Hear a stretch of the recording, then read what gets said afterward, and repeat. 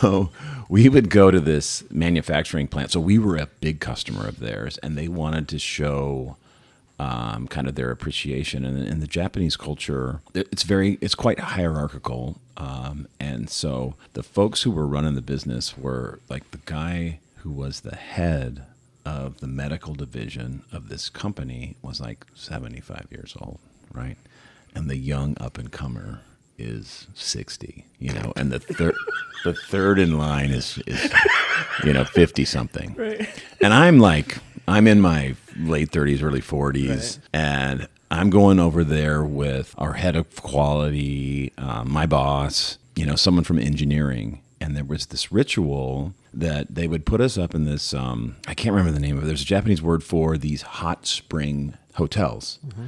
And so the whole idea is you're staying in this kind of like spa environment. Right. It's kind of out in the middle of the countryside. You're going to a zone that was identified as kind of like a spa zone. Yes, yeah. Exactly. Right. So, I mean, not a lot around it in terms of like, there were like a lot of rice fields and so forth. And right. So the company would put us up there. And one of the things we would do on the first night is we would have this hot spring, hot bath experience where the table we're sitting at, which is how wide across is it? 4 feet? Yeah. It's maybe 20% bigger than this. It's a fairly small tub. Right.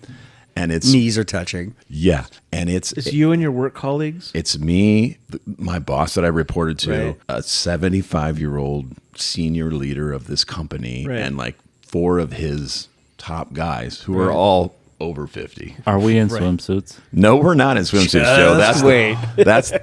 That's the main thing. Is just in there making tea. They teach you how, like, you literally go in there. Yeah. And I had, the colleague of mine who was like similar age division kind of shows me like how you cleanse yourself properly. Yeah. So you take like a mini shower before you go in fully nude. Are you going to be like offended if I tell you to slow down as you say this? It's a hot spring. It's a breath. small tub. Still water. Wow. And it's still clear water. Wow. And everyone is fully right, just a bunch of nude. naked This isn't hot tub bubbly water? No, this is still water. This is like dunking yourself sitting in glass. See through. Yeah. You're the tea bag. Right. It's the hot water. Very possibly even magnified.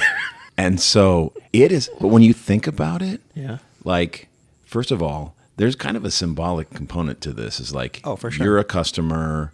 We trust you. Like, we have got nothing to hide. We got nothing to hide. Right. Now, there was a guy who was in procurement this is at the time I was working for Baxter Healthcare. And there was a guy who was just not, hey, Baxter. Going, can we leave you out there? Baxter Healthcare. Can we edit that out? Yeah. I won't name his name, Rich.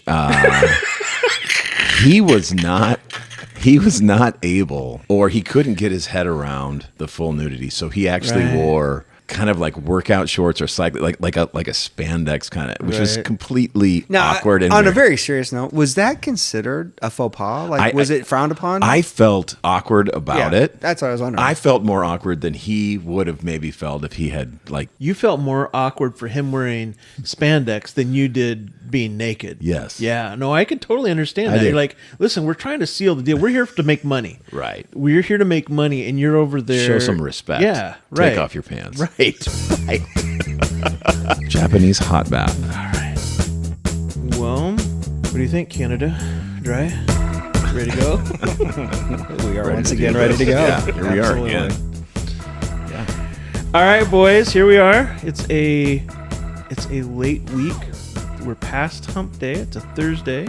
Brad, you said you're coming in on this fumes. You're a little bit lagging. Trying to rally. It's been a heavy week. John, been a good week. How's your week? Same. It's been a busy week for both of us. So what did you guys have going on this week? I barely saw any or heard anything from you. Yeah, so as you know, oftentimes Brad and I have pretty heavy travel schedules for work. This week was kind of role reversal. We had all of our international customers from our company come to Iowa to our new corporate headquarters and hosted them for the week. So we've been playing host, which turns into all day stuff and then all evening stuff. So makes for a little bit heavier work week sometimes than even traveling. Right. Going to bed at 3. Burning it on both ends. 5. Yeah. Yes. And the relevant part of that for this audience is One of our customers in particular from London has been turned on to our podcast. And he had kind of spread He's the got way word. too much drive time. Yes, Right. but he had spread the word amongst some of the other international visitors Right. about the dive bar culture and specifically tang bombs and burgers at George's. So there Right. was much enthusiasm day one about experiencing these things while they were in town. So Brad and I had the unique opportunity to take a group to Deadwood to start, and it was fun. We had a multinational presence. I think we had Australia, New Zealand, Germany, United Kingdom, Japan. Am I missing a couple? So we took them to the Deadwood for tang bombs, and as we are talking, Brad is unfurling what looks like about 20 postage stamps. Those of you that have been to the Deadwood know that it's a cash-only Cash only. operation. Right. No tab allowed to be run. So Right. every time they bring a drink to the table, a little separate receipt is required. Go ahead, Brad. No, I'm the guy with no cash usually, right? So Right. So luckily they had the ATM there. I made 3 visits to the ATM. Right. Because it started off, as John said, we had our distributor from the UK, Nathan, and he was enthusiastic about trying a Tang Bomb, and I thought it was going to be like Nathan, JP, one of our other product managers, and maybe one other person. So we kind of sit down, and I had a little bit of money in my pocket, but not a lot, and then 4 or 5 turns into 10, turns into 15. Pretty soon we've got Germany 12 there, company- we've got or countries Australia, represented, we've yeah. got New Zealand, we've got Japan came in Yes, hot yep. and enthusiastic. Very much And so I just kept. I told her, can you get me a receipt? So I just kept going to the ATM, and so yeah, it's going to be a fun expense report. You give me 60 little receipts. Those are the smallest receipts. Yeah. So was this their first time downtown, or had they been downtown prior to the Deadwood that week? For many of them, it was their first time in Iowa. Right. And for probably at least half of them, their first time in the States even. So How'd you truck them down there? They were staying locally, so they were at the They were down- Hilton Garden Inn Yeah. where the view is. So we had our first night reception there. What was this? Was this the second night that we took them? We out? did, yeah. yeah. Yep, Tuesday night. So, Yeah. yeah, after our dinner function on Tuesday, again, the momentum, the word had spread. So, throughout the course of the evening, Right. people were approaching Brad and I and inquiring about this Tang Bomb dive bar situation. So, we were a little bit on the hook after a long day and turned into a little bit longer night. Just out of curiosity, where was the meal at? Actually, that was at Robin's place. So Correct. our president Oh, so you- actually yeah. hosted us. They bussed the distributors from the hotel out to her place, and JP, those of us who were local had driven out. But, Right. so yeah, we rolled back. The bus dropped them off at the hotel, and they hoofed it down to the Deadwood. Right. Yeah. So we had a large contingency at Deadwood. It started to whittle down a little bit after that, but the crew from Japan, Australia, and United Kingdom and New Zealand all wanted to go to George's. Right. So we took that group over to George's at about midnight, 12:30, and it was fantastic. They wanted the burgers, and the Japanese contingency ordered burgers and tequila, Right. which was just a beautiful order. Right. It was Love it. absolutely fantastic. Did you force them to get Funyuns? No, I did Sturzings. Sturzings. Sturzings. I- Well, that's yeah. good. Hey, that's Yeah. good. Yeah, Yep, I made them order Sturzings, and they loved it. it was Taste of Iowa kind of. Vibe. It was Yeah. great. They had a really good time with it. And then the last night, to finish the story, we hosted them their last night in town for a hog roast at a barn out on a farm outside of town, which was a really fun event. And I think Yeah. it was great for them to just see a real slice of Americana. Right. Since there was so much momentum around the things we did on the podcast and whatnot the night before, we took out the makings for Tiny Bear shots to introduce them to Tiny Bears. And that ended up being, I think, well received. They had a great was. time with it. They loved it. And it was kind of a nice little capstone for their Iowa dive bar Right. BD and JP experience. Yeah. John got on the mic. Dave Zolo and the Body Electric were Oh, playing wow. there. So they had some live music and the hog roast, and there was like a little trailer with cocktails and beers, and it turned into be a really nice night. Yeah, it was fantastic. It was a lot of fun. And then we finished, I guess, at Joe's. So Yeah. they got one more Rooftop. little. Oh, yeah, Joe's. And then I guess you can tell about the beer selection because that was kind of interesting in its own right. Yeah, it was interesting to see some. I think it was the guy from New Zealand. He started off with a Coors Banquet order, and then I think it was the gentleman from Portugal was on the champagne of beers. He Yeah, wanted a Miller High High Life. Life. Yes. And then I guess he had a few people. I think he sample converted it, the table. and Yeah, the whole table. the turned over international to it. group Yeah. all said they liked the High Life the best of the dive bar beers. So we got kind of an unfiltered, no bias. Yeah. Try American yellow beer and tell us what's best, and they landed on the High Life. The High Life. Wow. So, was there any question of what a dive bar was? Were they afraid they were going to have to fight their way out of it? Did they? What were they? Or was a dive bar irrelevant? I mean, I was talking to our German distributor. I was talking to Peter a little bit. I was saying this is a dive bar, and he was like, "Well, what's a dive bar?" So then I gave him my kind of description of it. So it wasn't a term that he kind of really knew. Right. Yeah. Yeah, and someone were sharing some stories about some of places similar from back home. The Germans were talking a little bit about some places you can find that'll still have kind of sawdust floors, open timber type, Right. interiors, old school construction, and of course our London Nathaniel. He knows his way around a shady pub or two. Right. He doesn't exclusively live on the west side, so. And that was the guy that came into this he knowing came that in you on had it, a podcast. So he was enjoying it for sure. I'm sure he'll catch this too. So thanks for coming out. Oh, Nathan. absolutely. Yes. Well, for those that follow us, some news, I don't know if exciting news, but the Foxhead was recognized as one of the nation's greatest dive bars. So I can't remember who it was, but it was a legitimate source. So Foxhead, congratulations. And I noticed that when it was promoted, it was Iowa City's oldest still standing bar. Okay. So there must be some, so Joe's must have, even though they've continued, they've got new walls. So Yeah, I think there's some debate about moving a door down or two, right? Right. Some people change the age stamp on Joe's for that reason. But Yeah. So, well, we need to maybe pay a visit to the Foxhead. I It think doesn't so. get as much Right. airtime as some of Absolutely. the other dive bars in town. Absolutely. So maybe we should celebrate their accomplishment. All right, boys. So welcome to this week's show. We're going to raise a glass to one of the world's oldest and most storied spirits, whiskey.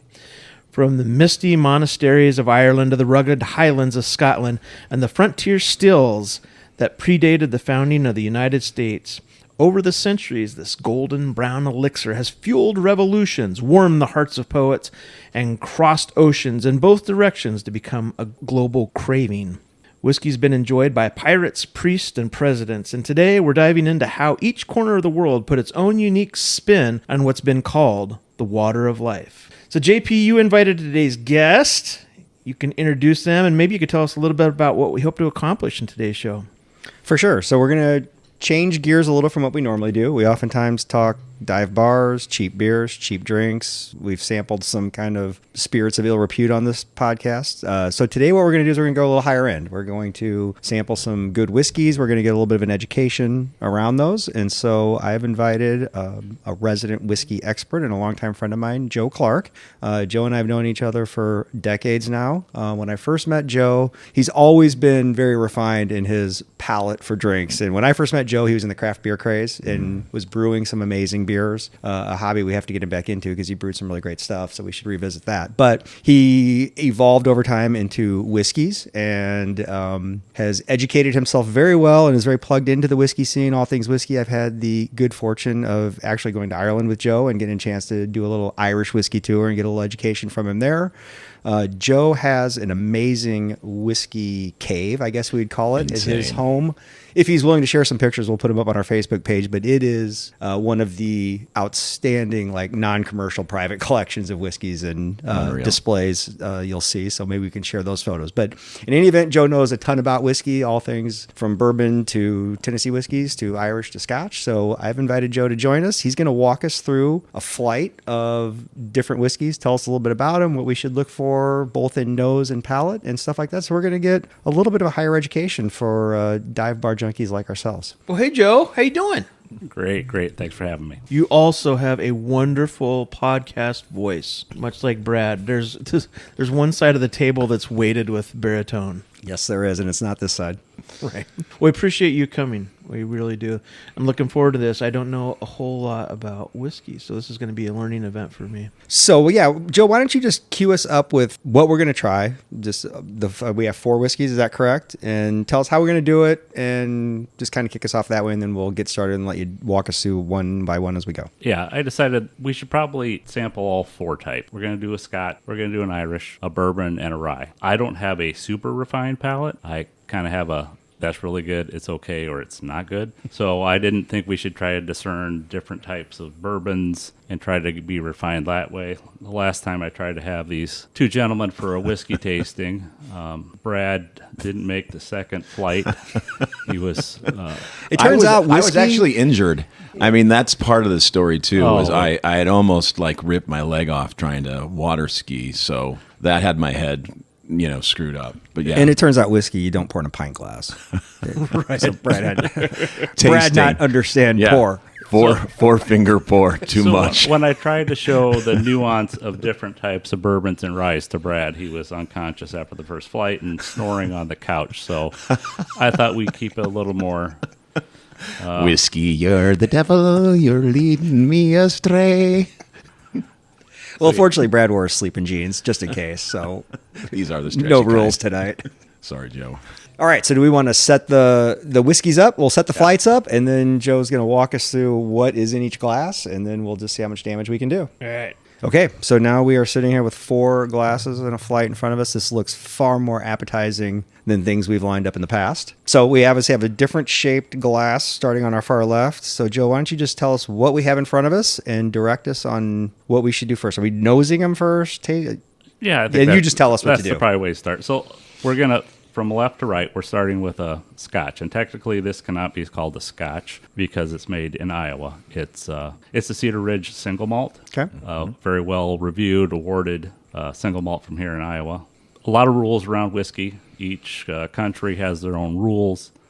Scotch has to be made in Scotland to be considered a Scotch, and it's made from malted barley. It has to be distilled and aged for 3 years in Scotland to be considered Scottish or Scotch. Yep. And then next one, we're doing an Irish. Again, that needs to be distilled and aged for 3 years in Ireland to be called Irish whiskey. Okay.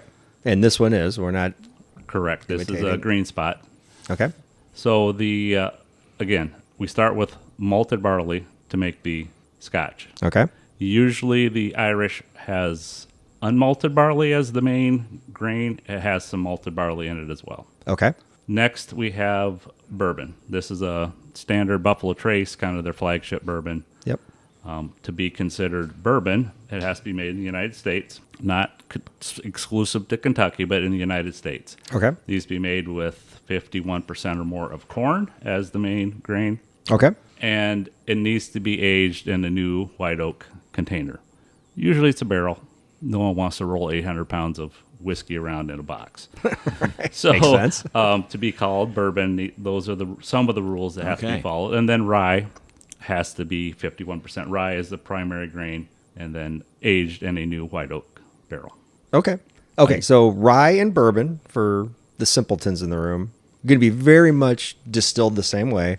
The difference is corn primary in the bourbon, rye primary in the rye. Is that Yep. in simplest terms possible? Yes. Okay. Yes. All right. So again, since each whiskey is kind of determined by the grain they use, Mm-hmm. they're all going to be a little distinct. The Scotch is usually a heavier type of whiskey. Okay. Depending on the region that it's made in, it kind of be a little fruity. Sometimes it can be earthy. Sometimes it can be smoky. It just depends on the region. It's You hear made. peat a lot when they talk about Scotch, right? Yeah, so they use peat to dry some of the malted barley, which gives it a smoky flavor, which is personally not my jam, but that is, what a lot of people think of in To each Scotch. their own. Yes.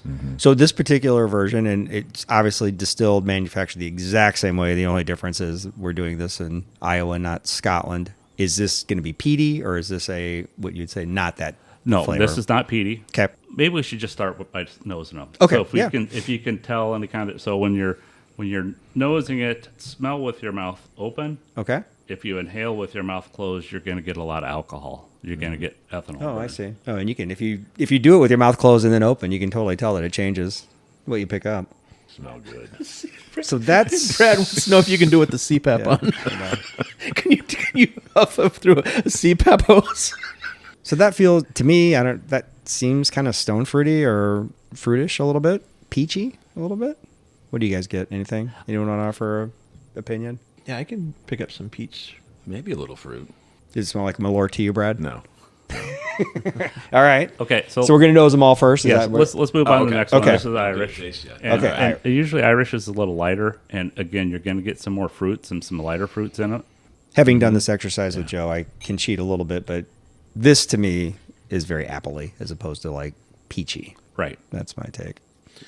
So the history between these two is that the Irish were actually first to the whiskey before the Scots were. Irish were about the 12th century, and actually what drove the Irish to start distilling, there was a big perfume trade. Okay. And the priest realized that they could distill perfume and drink it and get drunk. And so they started looking for things that were more available to them, and that's when they started distilling grains and so, and then 400 years later, the Scots, obviously there was a little bit of trade, came, said we can do this. The reason that Scots shot past the Irish was because of an inventor, his last name was Coffey, and he invented tower distillation. So he had a tower, so it was vertical distillation, and it was ongoing. So once you started the distillation process, it would just keep going. It would just keep on dripping and dripping as long as you kept on feeding it, which meant that the Scots started making a lot more Scotch than the Irish were making it. They had to kind of up their ability to store all of the Scotch that they were making. But it was enough that the Irish said small batch distillation was better than this mass production that the Scotch were doing. And so to differentiate themselves, the Irish started spelling whiskey with an E and the Scotch without the E. So WHISKY is Scotch whiskey. All right. Interesting. All right, so the next one is the bourbon. So Okay. on the bourbon, you depending on the distillate, you're going to get some of that fruit, but you're probably also going to get maybe some vanilla, possibly some caramels. So back to the kind of original rules behind it. The Scotch and the Irish can use second-hand or used bourbon barrels.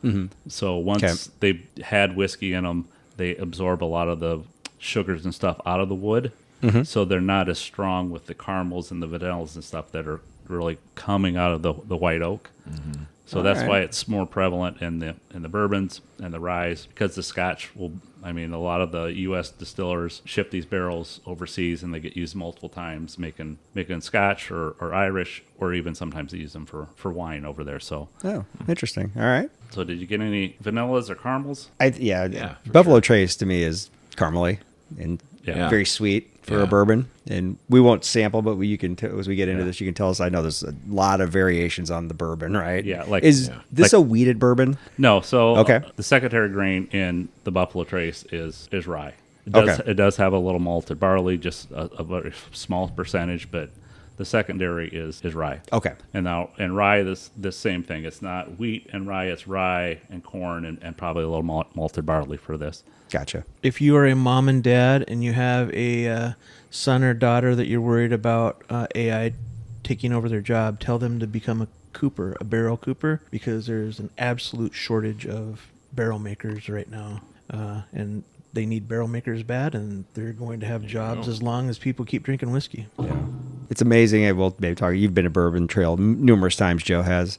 I have not, but I've been through that part of the country before, and I just can't wrap my head around how many barrels have to be produced to like keep a place like Buffalo Trace, Jim Beam, in business. I mean, the thousands and thousands of bottles of whiskey that are produced. So my last visit to Buffalo Trace, we had an early morning 10 or 10:30 a.m. tour. Towards the end of our tour, we're back by their, I guess, where they fill the barrels. And next to the room where they fill the barrels is where they bring all the new barrels in from the cooperage. And they had a counter outside the buildings. And they were at 1,300 new barrels that had been delivered and about 1,100 or 1,200 barrels that had been filled that day. And it's 10:30, 11 o'clock in the morning. And that's, like you said, that's one distillery. It's amazing. And we, at the Old Forester in their Whiskey Row facility, they have a small cooperage in there. And you see these guys making barrels by hand. And my soon-to-be son-in-law asked the cooper, he's an industrial engineer, so how many, what's your number each day? He said, well, if I can make 3 or 4 barrels, that's a good thing. Well, if one guy can only make 3 or 4 barrels a day, and they're using thousands a day at just one distillery, you're right. Someone needs to be a cooper. How does one become a cooper, do you reckon? Is it like an apprenticeship program? Yeah, it's like, an apprenticeship skilled trade, yeah. Yeah. So I think there's a lot of kids that follow after their uncles and dads and stuff, but there's a lot of kids that just Jump into want it. to do it, yeah. We were down in Louisville on a vacation, and there was a Jack Daniel's barrel house that had a pretty significant collapse. and the local news was on, covering this barrel collapse. And I remember seeing, I think it was like at 2:00 in the afternoon. We went out and did a whole bunch of stuff, and we came back after eating at 7:00 at night, and they're still covering like it was like a tornado or something Oh, that sure. happened. Yeah, that's got to be pretty impactful. Right. The collapse of the barrels. Interesting. All right. Have we nosed the rye yet? We have Haven't not. nosed the Nope. rye. So I again, the ryes will get a little bit more earthy. Sometimes people get like peppermint or spearmint off of them. They're just a little spicier. So like if you're mixing a cocktail, an old fashioned or something, I like to use a rye. It's got a little more spice to it because when you put the sugar and you water it down a little bit, it holds up better to make a quality cocktail. All right. So rye became a really important whiskey ingredient because you could get 2 crops of rye off. They're a cover crop. So you can get a spring rye and a winter rye, which meant you had a lot coming in.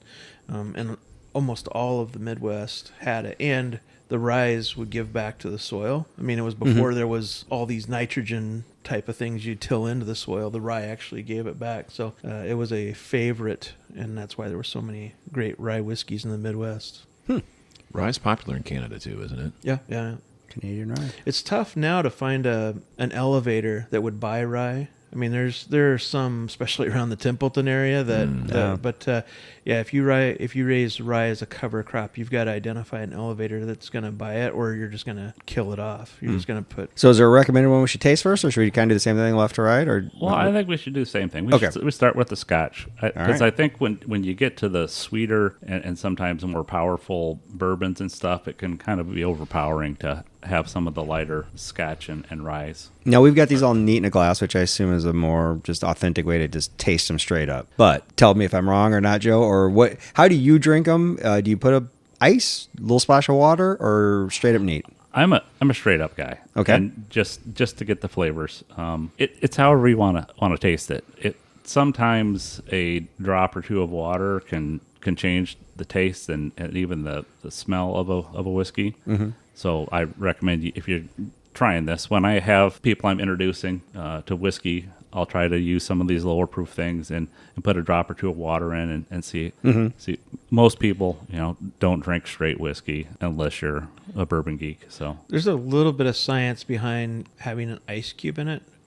It actually changes it kind of molecularly. Soften it, they say, yeah. But you're not just having ice out of your refrigerator. I mean, it's got to be filtered and Yes. purified, but there is some science to having an ice cube for a little bit on your first taste and getting done with it. So Yeah, and I mentioned that I had a chance to go to Ireland with Joe, and we went to a great whiskey bar that when you ordered whatever whiskey you got, it came with a little couple flight glasses, one with ice, one with water. Distilled and whatever clear ice, so right. you had your option to kind of dress it the way you wanted. All right, let's start with Yep, let's Scotch do it is. All right, here we Cheers. go. A little better than Malort. That's nice. Yeah, so that I don't know if I'm not a refined palate. I do feel like there's a little smoky back end of that. Is that just in all Scotches, kind of regardless, even if it's not billed as peaty? I don't taste it. Okay. I'm not as sensitive to the smoke. Okay. My wife, even just on a bourbon, will, that's smoky. I mean, and it depends on, not just for Scotch, but depends on where it's aged. You age a bourbon down in Texas, it's hot, it goes quickly, or out west in the desert, compared to like aging it in Kentucky where there's, winter time and temperature fluctuations. I think sometimes if they're not distilled, but aged in a hotter climate, I think they get a little smokier. Okay. More quickly. So that could be that. Obviously, this is aged in Iowa since it's the Yeah. And speaking of that, I'm no expert on whiskey, so I don't have a lot to add on mixology and so forth. But I will say, brand-wise, this product from Cedar Ridge is called the Quint Essential. And Nolan Quint, who happens to work with John and I, Yes. is the son of the founder and his brother. Yeah, it's His brothers. The Quint family Yes. are the Yep. Cedar Ridge family, so they call it the quintessential Cedar Ridge. But it's won multiple awards. It's highly rated. Yeah. If you ever open a whiskey magazine and looking for a single malt, every Yeah. time they release something, they're in the 90s scoring great points. They make some great single malt out there. I keep saying that we should do. We were talking a little bit about at the top that we have guests come in. Yes. Cedar Ridge is a place where you know they've got a nice little restaurant there. They've got like a pizza oven. They've got a banquet room, and I think that would be an interesting thing to bring. You know, the very sales much so. team in. Yes, or the absolutely. international, so Beautiful property. We got to do that. So, another qualifier for both Irish and Scotch whiskeys is they have to be at least 80% proof, 40% alcohol, and that is 92%. Right. So this is really that's delicious. I mean, kudos to Cedar Ridge. They are We were really supposed to have two drinks. Because we're not on camera, I'm just going to explain that I'm refilling Brad's glass. Because as usual, he goes too hot. so thirsty. We were hoping to save some samples to A and B against maybe a bourbon to a Okay. Scotch. Okay. But Sorry. please don't chug the rest of them, Brad. It's not bottom shelf tequila. there's this little loop playing in the back of Brad's head that's shot everything. I was trying to act like I was pulling flavors out. Brad's already just throwing the thing down. It hit his tonsils and didn't even hit the tongue. Maitre D. Okay, so the next one is Yes. is the Irish. It's the Green spot? Green Spot from Middleton Distillery. It's a classic Irish whiskey. The Irish is usually triple distilled, with through the tall column still. Scotch is usually just double distilled. I think that's why the Irish can sometimes be a little lighter and a little fruitier sometimes. And they use the unmalted barley opposed to the malted barley that you get in the Scotch. All right. Green spot it is. It's nice. Yeah. Is it grassy? Sweeter. Is it kind of sweeter? and See, grassy? I feel like it's appley. That's what I think, but Ray, I get the grassy. You get grassy? I get grassy in any of these Irish or the Scotch.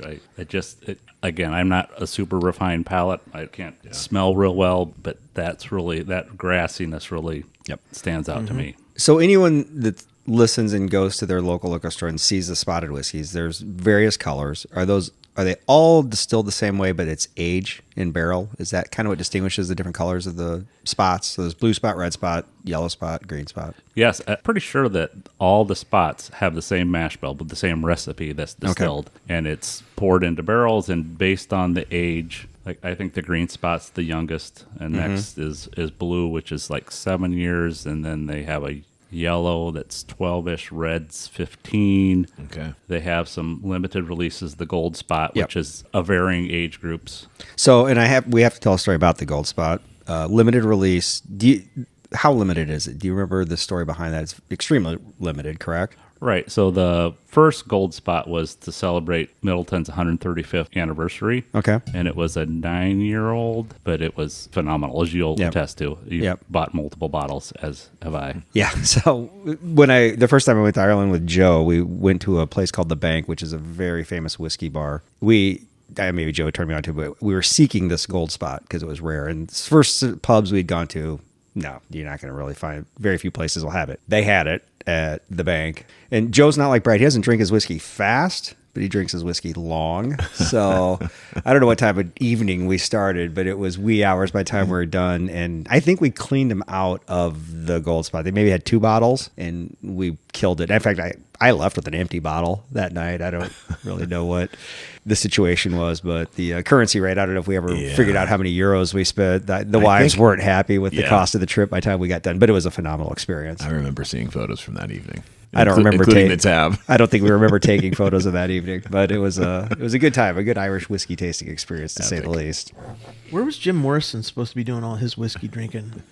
Where did he die? Did he die in Paris. France? France? He died in Paris. Yeah. Yeah, he's buried in Paris. Didn't you traipse all the way to his grave and I've been the there headstone twice. had been stolen, so you just looked at graffiti? Yeah, I've been there twice. That's right. Yeah. Okay. All right, let's move on to the Yes. bourbon now. So, All right.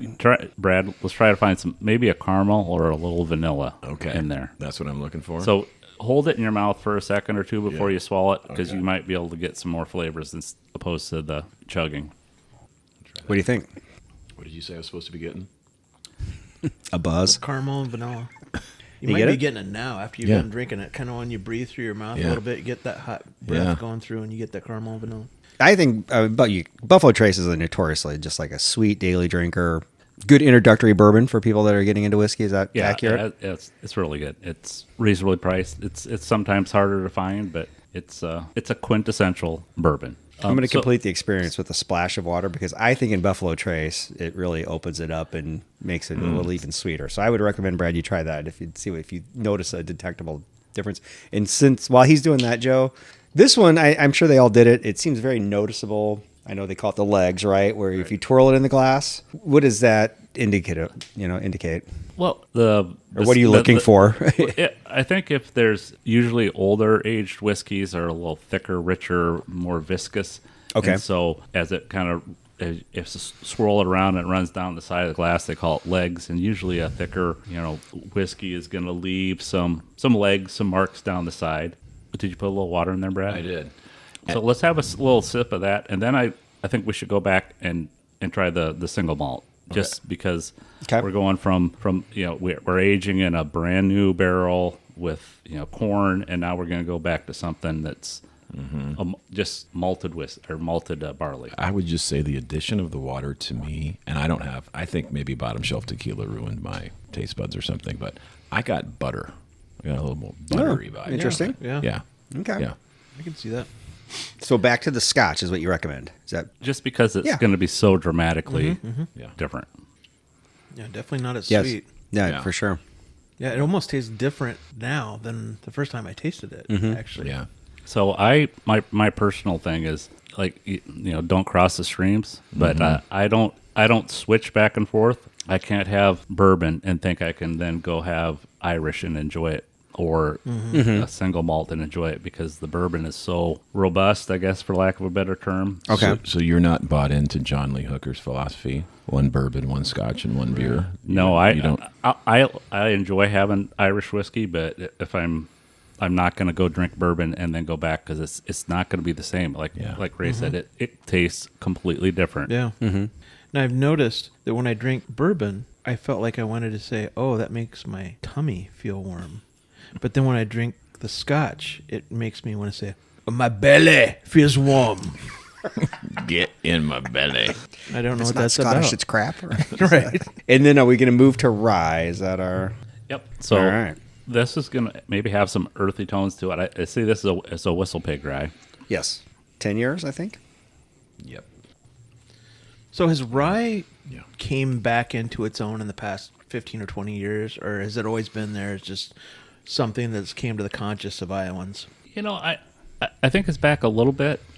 For my travels down to Kentucky a couple times and hearing the tours and the stories, the operators don't like making rye. All right. It's sticky. It gums up the equipment.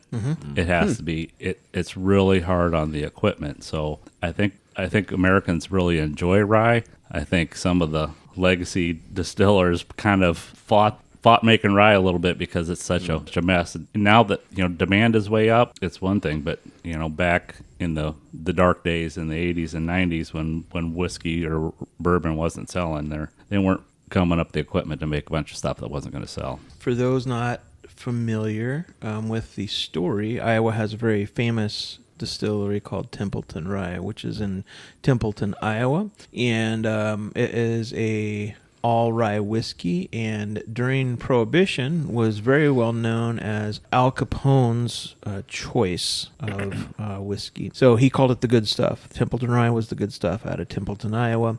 There was a large rail trade that went from Omaha, Nebraska to Chicago. Omaha was where a lot of the cattle would be taken in from Kansas and mostly the West. There was no refrigeration at the time, so cattle would be shipped live, and it would be like a straight shot from Omaha into Chicago where the cattle would be slaughtered and distributed.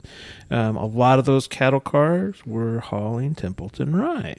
So that's how the whiskey got from the Midwest into Chicago into Al Capone's glass. Interesting. So he kept that for himself, and then the Canadian stuff that he had brought in is what he sold in the speakeasies. Right. He Right. kept the good stuff for himself. Right. And on a side, after President Washington was done being a general and done being a president, like 3 or 4 checks bounced after he was done being president, and he decided that he couldn't get by on just his name, and so he went into distilling whiskey. He distilled rye whiskey, and he was very, very good at it, and that's how he made his living after he was president of the United States. Is he was a whiskey distiller, and his formula and his distilling process was very guarded and secreted, but it was a very good, high quality whiskey. You can actually get at Mount Vernon the original recipe bottles of that. Last time we were in D.C., we didn't get over there. We had other plans, but they sell George George's Washington's original recipe right there at Mount Vernon. I'm surprised you didn't make a special trip just to get it for your cellar, but it's got to be one of the few rare breeds that you don't have on display down there. Yeah. Now we know I your was Christmas vetoed. gift, Joe. That's right. We've always wondered what is one whiskey you could find for Joe that you can't. And in he my doesn't- travels recently, I grabbed a bottle that at the airport in Dublin where they said this is only released for duty free at the Dublin and Shannon airports. Purple label, red breast. I'm going to grab this. It'll be something Joe's never seen. Joe is he already drank like 2 bottles of He it. had and 3 already of them. had, yeah. So Yeah. it's hard to stump. You know, it is kind of interesting when you give somebody Templeton rye and they have not had rye whiskey before. They really are fascinated with it, and it's kind of an approachable. I have had scotches before, and this is a delicious scotch, and I appreciate you for sharing this. The scotches that I've had in the past, I've been totally turned off with Scotch whiskey because it's just been like super overpowering, peaty. and this is really delightful. And so, but most of the time and bourbons can kind of be kind of staunch too, but rye whiskeys, it seems like when you give somebody a rye, it's something that they're interested in. It's not super overpowering, and it's on the palate. It's something that's not necessarily familiar. So Yeah, when I started getting into whiskey, of course, started with Jack Daniels, and then heard about Buffalo Trace, was into Buffalo Trace, but my early entry into whiskey, it was rye. I was a rye guy. And I find a lot of people, once they get in and they try it, there's something about the ryes that really stick with people. And then they move on to the more complex bourbons and higher proof stuff, which is not my jam. The high alcohol content throws my taster off, and I just get burned. I don't get any kind of flavor. Yeah, I had some remorse because Joe turned me on to whiskey years ago, and I obviously enjoyed it. And then I thought back to like being a teenager and stealing like wild turkey and putting it in a boda and going out for the night, and it was just like a punishment. And then The kickin' chicken. Yeah. exactly the kickin' chicken. And then when we were in college, we road tripped out to the Rose Bowl. And I'll never forget it. We stopped at Caesar's Palace and went in. And the intent was just to kind of check a box and say we're going to pull a couple slots and get back on the road to Los Angeles. And we went in and we ordered a round of Jack and Cokes. And I had actually never even drank Jack and Cokes, right? And so they brought them, and the waitress dropped them off and walked away. And we started sipping them, and she came back around, and we're like, "What do we owe you?" And she's like, looked at us perplexed, and like, no charge. You're like, wait a minute, like this is free, right. 12 hours later, we're still at Caesar's Palace. Right. And unfortunately for me, I'm not sure I've had Jack Daniels since because I was in ruins for probably the rest of that trip just from that experience. So I kind of double whammied myself and ruined my whiskey palate at a young, immature age. But fortunately, Joe's brought me back around, and I do have some regrettable years that I missed not enjoying it. Mine's sooner. worse than that. I did Southern Comfort and Mountain Dew. Oh, Can you imagine? what a beautiful combination. Can you imagine? What a mess. That was like freshman year in college. You haven't developed a taste for anything that's not sweet. And oh my goodness, was that a mess. So my initiation into whiskey is much earlier than the both of you. I had it at 3 years old, and I would have it a couple times a year. So when On your grandpa's breath? No, I'd go to my grandparents and stay, and we had those little beer mugs you have for like little beers, and they would fill it up with Bailey's Irish Cream, Yeah. and just like give it to the kids right before bed, and Yeah. out. Well, I would be remiss since we're telling some old stories. My grandfather, World War II veteran, he, about 2 o'clock every day, his entire adult life, would drink bourbon and eat a bowl of popcorn that he made for himself. And that was his routine. He lived to be 96 years old, and he never deviated. And ironically, Facebook will give you memories. Right. And I saw this morning, 12 years ago today. I did an honor flight with my grandfather, Right. and Yeah, it was very cool. fantastic. We were, for those of you familiar with the honor flight concept, they fly these veterans in for a full day in DC. Yeah. It's really amazing. They Yeah. shuttle you around with police escorts, and you see all the sites, and you hit all of the different memorials in the town. And it got to be about mid-afternoon, and the next stop was the Air Force Memorial. And my grandpa was a World War II pilot, and there was a full bird Army colonel was our tour guide in the front of our bus. Yeah. My grandpa raises his hand. He's like, "There was no Air Force when most of us served. Can we stop somewhere and get bourbon?" And, we didn't stop. We did do the Air Force Memorial, but then you go back to Reagan Airport to fly out. Right. And it was one of the great experiences for me because I took my grandfather and about 6 other random World War II veterans to the bar at the airport and ordered them bourbon. Fabulous. And very rarely we see this, but they said absolutely no charge for the honor flight veterans. Oh, that's Right. cool. So we were able to have a nice bourbon Yeah. for Grandpa before he got on the plane and flew home. And So. did you all toast the Army Air Corps? Not Grandpa. He was a Navy guy. He was go Navy, beat Army till the day he died. So, yeah. Fantastic. Well, we've worked our way through. We still have a few in the glass. So I guess, Actually, yeah, go ahead, Joe. You got some more info for us? No, I would like you to try the rye again because for some Okay. reason on the Whistle Pig specifically for me, I get kind of a hayloft. A hayloft. So I have Okay. a bottle of 10-year-old Whistle Pig just like this at home. It was a single barrel, and I was excited when I got it. I opened it up and tasted it, and immediately Thought of- I was in the hayloft in Grandpa's barn. Yeah. It was not. It didn't taste good, but it was an overwhelming Interesting. deja vu, completely back there. And sometimes my taste buds bring me back to experiences, and Yeah. it's not. I can't tell you what it tastes like Grandpa's barn, and that's Right. all I could say. And I Yeah, got I like just a little bit of that hayloft Okay. there, and that's the beautiful thing about whiskey is that everyone can find something in there. It doesn't have to be your favorite, but sometimes Yeah. it brings back memories that Yeah. makes it more enjoyable. So what I know we set up just this flight to do, to try the different side by sides. I think it would be interesting since we have one here. We have that red breast that I talked about earlier. That's like quad barreled aged. Is that what it is? The purple? Are you familiar with it? The Dublin exclusive. All I know is it's really good. Okay, I don't Let's know do the this. history behind Let's it. but pour it.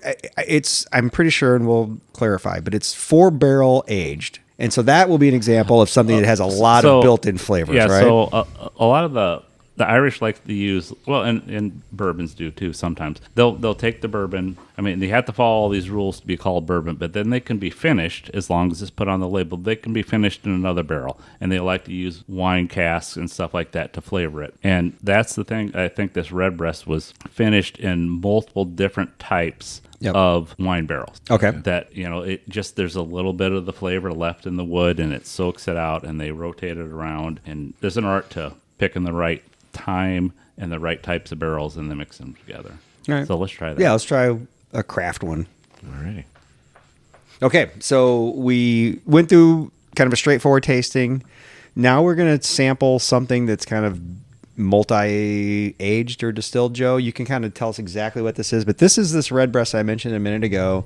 They sold me on this at the Dublin airport. They said it was a release only on international airports. There's only 2 airports, Dublin and Shannon. You could get this, so they built it as very rare. So I grabbed it, and it's supposed to be, I think, 4-barrel aged. And so a couple things, Joe. Why don't you tell us what it is, what we should look for, flavor, nosing, and then I know you're familiar with whiskey. This concept of whiskeys that are only available in airports, that's a thing, isn't it? And maybe you can tell us a little bit about that. Oh, yeah. The travel exclusive is a big thing. So, yeah, we went through like just classic, Scotch, Irish, bourbon, rye. And one of the things they like to do to gin up more enthusiasm is finish these whiskeys in other barrels. So once it's been aged like a bourbon, and once it's been aged or an Irish and meets the requirements, then they put it in sometimes some sort of wine cask to give it some sort of flavor. So that's what this is. And they use, I think, 3 or 4 different types of wine casks to put the whiskey in, age it, and then marry it back together. So that ends up adding a lot more sweetness, a lot more flavor, depth of flavor. I did a tour at the Middleton Distillery down in County Cork. They did not have this available for tasting there.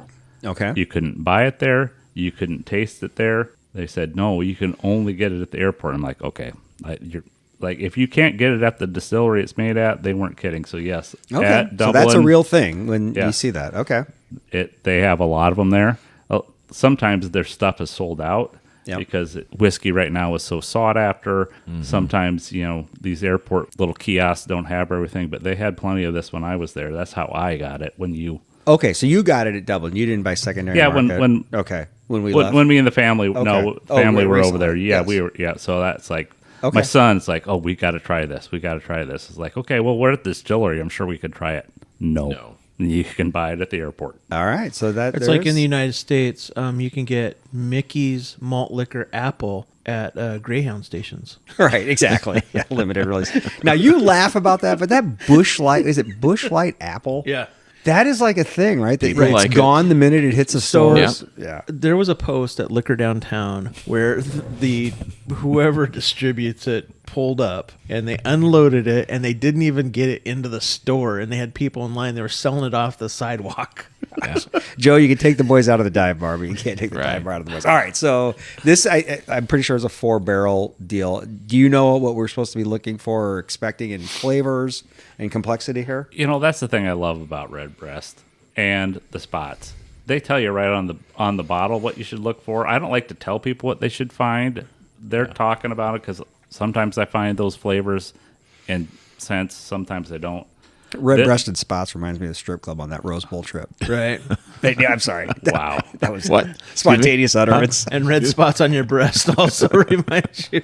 So this one's gonna have some dark fruits. They're saying some cinnamon, some almond, some marzipan. I'm not sure if Ray, Yeah. can you define what marzipan is? It's a It's dessert. a yummy from- filling. Yeah. Okay, so this is going to be Christmas in a Glencairn. Yes, That's a glass you're drinking out of, Brad. Is it? that he's chugging out of. It's kind of sweet. It's a lot sweeter than the other stuff. Oh yeah, I can still taste the kind of underlying Irish and the malt. Yes. Yeah. because it Yes. stays with me. But there's definitely more fruit popping on the palate. I'm not getting marzipan. Did you say cinnamon was one of the things? Almond and cinnamon. I'm getting the cinnamon. Yeah. Oh, there's no marzipan. I'm taking that back when I go to Dublin in a couple weeks. I'm I returning was it. told there was no Pretty nasty marzipan. bottle. Great idea. Well, maybe on second pull. All right, I've mentioned several times already. I got to go to Ireland with Joe. Also, the entire family was in Ireland. I'm going to put you on the spot a little bit, Joe. Who has a better palate and is more well versed in the whiskeys, you or your son James? Oh my gosh. Let's- I've got my opinion, but I'm going to let you defend yourself if you want to try it. All right. So clearly, James and his, we'll say it, virgin palate and fresh nose is more dialed in. It And hasn't been through as much as yours. right, exactly. But I'd be remiss to not tell the story about James' first encounter with meeting Phipps and running up a serious bar tab. Okay. I want to hear this. So the family Easy took, to do. Last year, the family took a much delayed trip because of COVID and all these other reasons to Europe, and things got away from us. And it was supposed to happen years ago when the kids were younger, but now they're adults, graduated, have careers, but they wanted to go. Therefore, more expensive. Oh, yeah, because way they're more taster. expensive. Yeah. So we were at the bank, had a great time, had a great dinner, had some cocktails, and we were done. The bank is a whiskey bar. Yeah, the bank is in central London near Trinity College. Just finished dinner, had some drinks, like I said, and we're leaving. We are literally walking down the front steps when John Phipps and Entourage walk in. Oh, boy. Is it a happy coincidence or was it planned? Well, it seemed to be a happy coincidence at the time. At the end, it was brutal. So we went back in and we had a great time. We really did. Yeah. And John and It was fun. So we started much like we are now. Yeah. But they had a bigger whiskey selection than John does, and we started tasting through all of them. Oh, boy. We even got to the end of the Redbreast line and had Redbreast 27. Okay. Yes. Did you have to go through That 26 others to Like get to the a 27th? holy holy. Well, we probably went through more to get to that, but it was a great So Okay. it was an epic tasting Yeah. and it was great stories that I don't have time to share. So we really enjoyed our tasting. James' first experience with that, we ended up on our way back, stopping at another whiskey bar, which was probably not a great idea. This was 'Cause- strictly a tasting place. Right. It wasn't a bar. It was like collectibles. You could buy stuff, but you could sample it there. But the next morning, we had a museum tour scheduled. Okay. We got up early and went, and I'm 1,000% sure James was still intoxicated. Yeah. Every time we went from one section of the museum to the next, he would sit down on the bench. Sometimes he would hold his head in his hands. Sometimes he would just sit there and giggle. Right. And my daughter and I had to go back to the airport to retrieve a rental car because we were actually leaving Dublin to travel the rest of Ireland. James and my wife went to Phoenix Park, the biggest park there, and like at 2 or 3 in the afternoon to ride bikes, and Okay. he couldn't. Couldn't Right. couldn't keep it going. He's non-Ragbri ready at that point. No, he really needed some training wheels. I was like, okay, like that's your first experience with JP at a whiskey bar. Yeah. So James is obviously young, but Yeah. he's an up and comer. And maybe Joe, through seasoned experience and a well-conditioned liver, has maybe the edge for now. But that won't last long because that night was spectacular. And to be more sentimental, James had a great time and was talking about some family history. And it was a really cool whiskey drinking night with a young kid that appreciated, Yeah. That's awesome. some history behind what we were doing. But more recently, right, James came up to visit. James is down in Dallas right now. And most of us would just take 35, set the cruise at 90, get to Iowa right away. James took like 2-lane highways because he had sought out like some liquor store in West Kansas that had some get it. exclusive bourbon, I love right? it. And so he detoured like 8 hours to get this bourbon before he came to Iowa. That's the kind of spirit he's working with. I love it. Send a text to we have a family bourbon chat, Sure. which is probably a problem.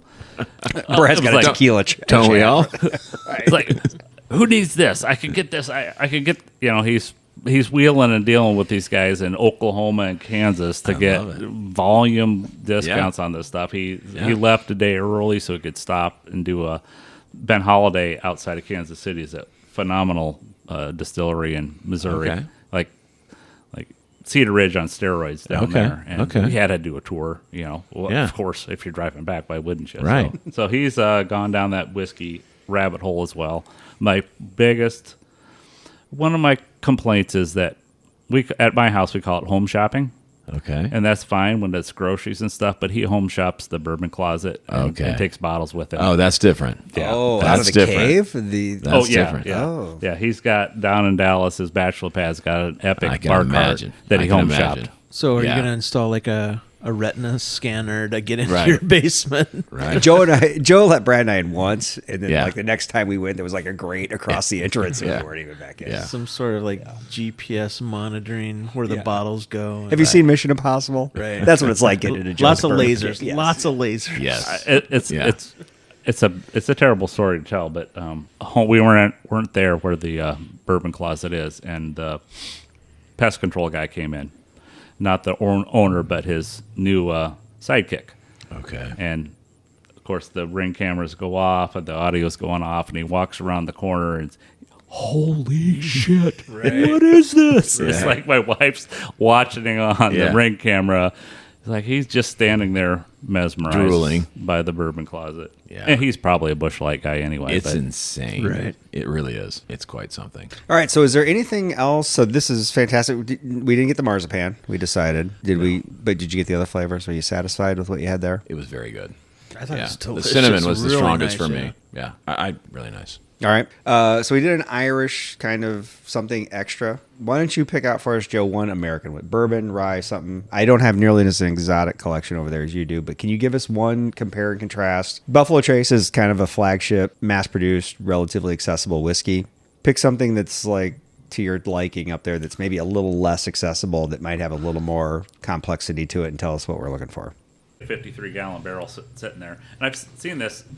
A couple of the distillers will do it, and they'll put a clear blank on the side of a barrel, and And you wonder why these aged whiskeys are so expensive, because 2 to 3% of the whiskey evaporates every year. Okay. And then you start talking a 15, 20-year-old, you've got like 20 or 30% of this 53 gallon or whatever barrel left. And that's Right. all that's left. And they'll water it down a little because it's usually pretty high octane, but there's so much loss. And these barrels are imperfect, and they'll wheel these barrels out, they don't rotate them around, and every, 10, 15 barrels, it's empty. It just leaks it all out. It leaks out and it's all gone. And in Kentucky, they're paying taxes based on the number number of barrels they have in storage every year. Mm-hmm. So you watch them with the cooper and the labor that goes into making this barrel. They have to wait. There's no rules that's age 3 years, but the good stuff doesn't happen until 4 years or later. Okay. That they wait years for it to come back, and then it keeps evaporating and leaking Remember, out it's just on like- them, yeah. and it's like It's going down the drain. Yes. Right, every time you roll it,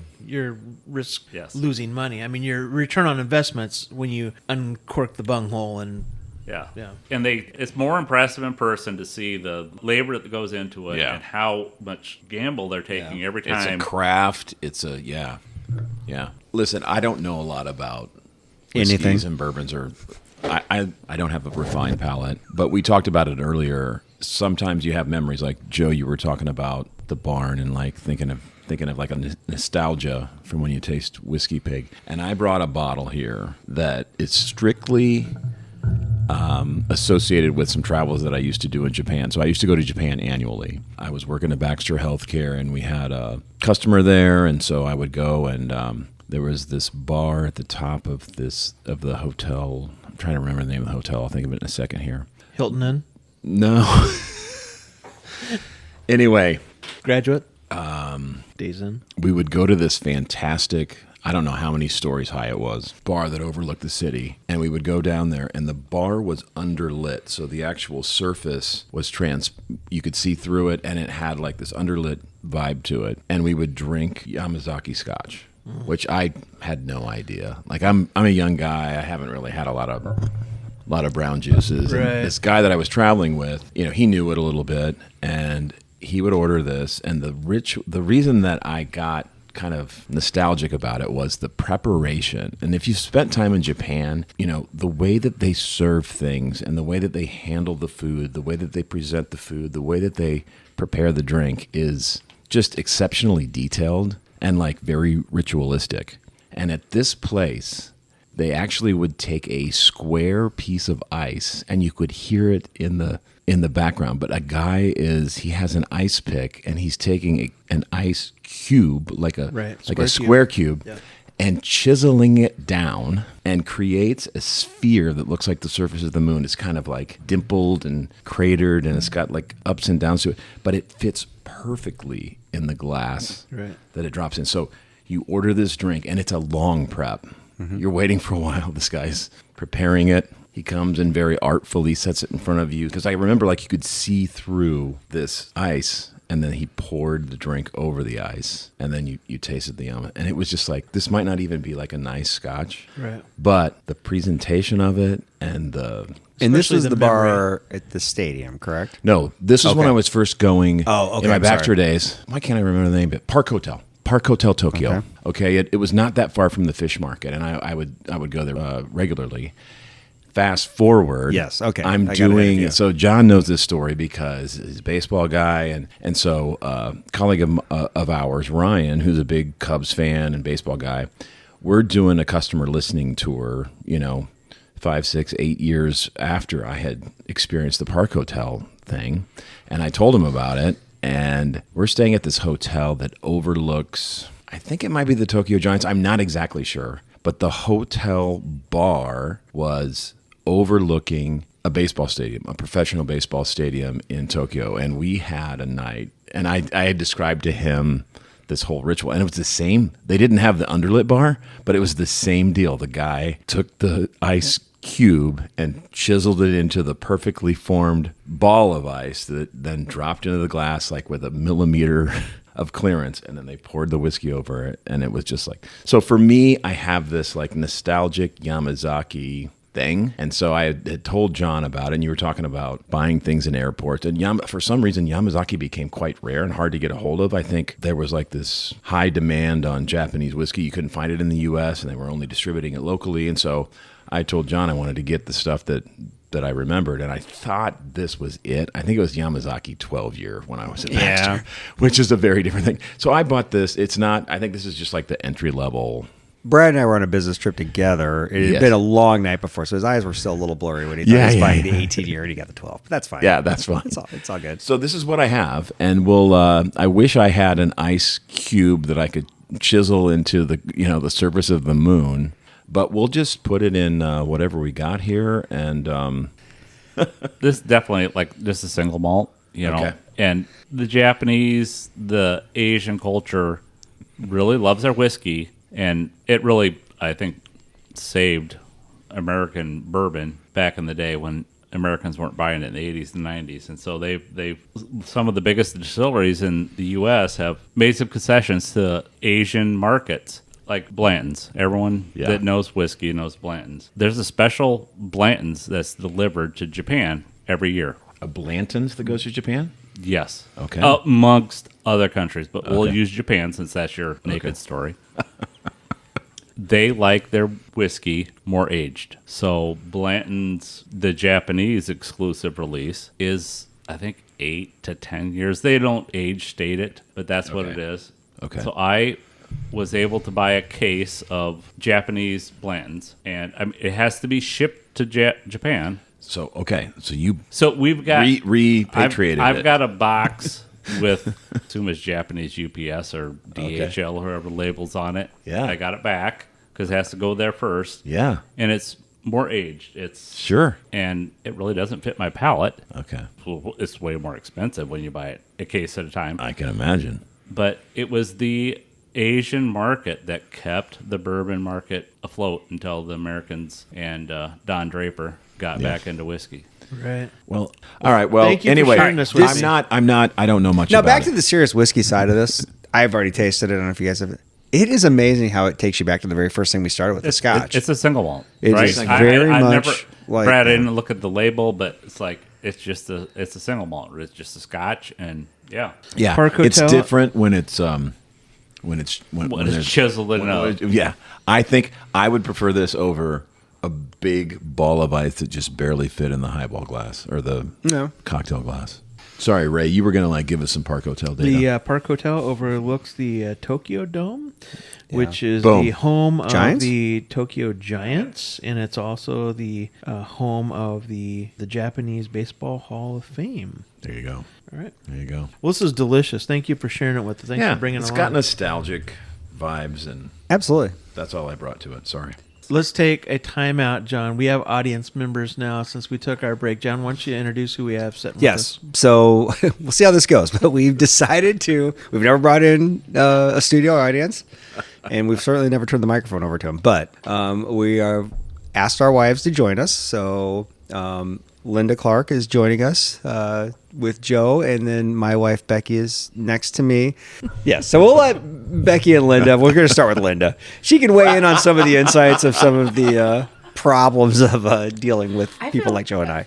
This week's speed round, since this week's theme was whiskey, are these drinks whiskey focused?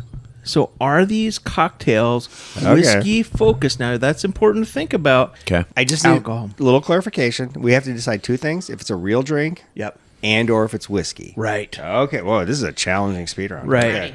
I'm All just right. going to lean on Linda because I think she's going to win. Yeah. Okay, He hold knows on. our But does cocktails. Joe So- know how this goes, though? Yeah. Did- We'll figure it out. So you write this down. You say, "Is it real? Is it?" right? Yeah. Oh yeah, he's gonna go through all the lists. We write it Right. down, and then we All right. go back to him. So is it real based on the fact that whiskey is used in this cocktail? And how many? And How is many it are a there? real cocktail? There's yes 5 or of no? them. 5. All right, we have 5 Is it of them. yes or no? Yes or no? I like your voice, Yeah. Brad. So the thanks, first Becky. one is a brown derby. Is a brown derby a real cocktail that uses whiskey? Okay. The second one, a crimson slipper. Is a crimson slipper a real cocktail that uses whiskey? No cheating, Linda. No, but I mentioned that look off strip me, club on that Linda. Rose Do we Bowl have trip. do The we Clemson know strip. what type of whiskey they offer? No, Oh, just that's like come next on, level. come on. No, I Joel's didn't- gonna know that. I didn't get that Jeez, meta. Joe. Good Lord. The third one is a smoky waterfront.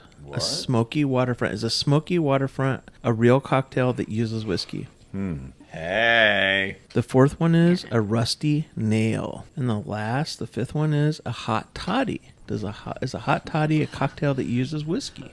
Okay. All He right. might be in fist fight in Ireland. I'm for on hot this. toddy. I'm on Here this. we go. He's I gonna- like the last he's one. gonna I'm throw on punch this. something. I'm into it.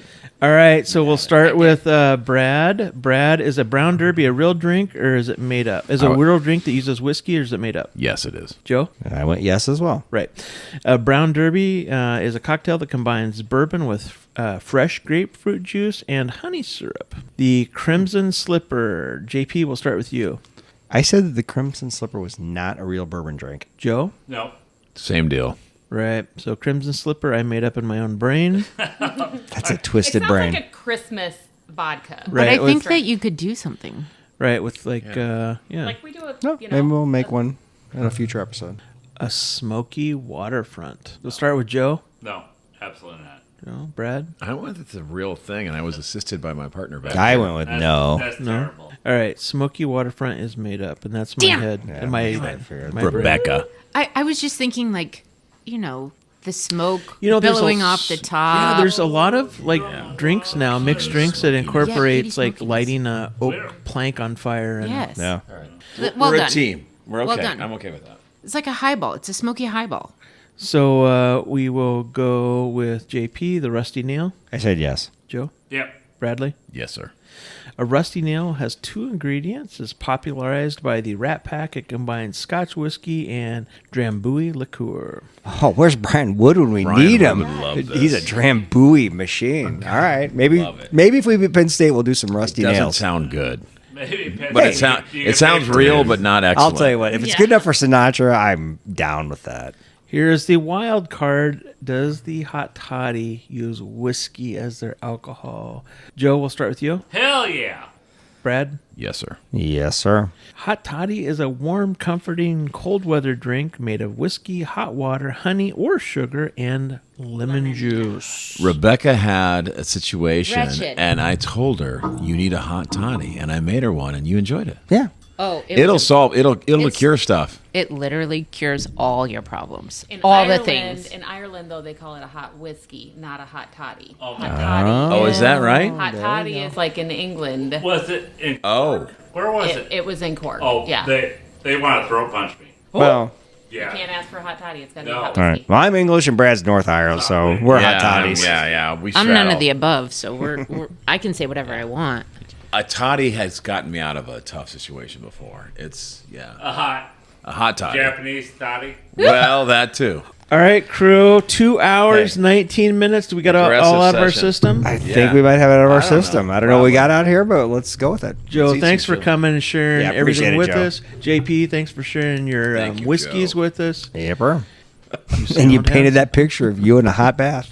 I just want everybody to know out there, Brad's voice does match his personality Right, and his 100%. looks. Right. I mean, He's the show pony. he is.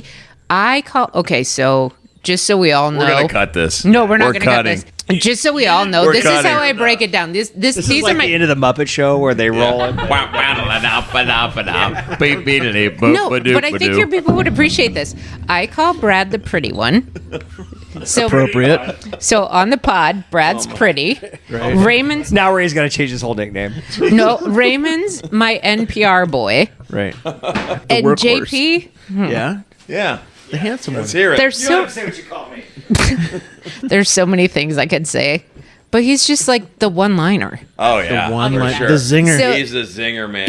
That's how I break you guys down. They're like, so like, well, how do you describe him? I'm like, well, Brad's pretty. Which is useless on a podcast. So there's many different You sound- definitions you of pretty. sound Bradley. useless. You sound Bradley, there's handsome. many different definitions. Like you can be brilliant, but quote unquote pretty at the same time, which means you got a little ding dong in you. But then there's Raymond, NPR, and JP, the one-liner. Like that's your personalities. I like it. All right, everybody. Thank you for sticking with us, and we will talk to you next time. Bye.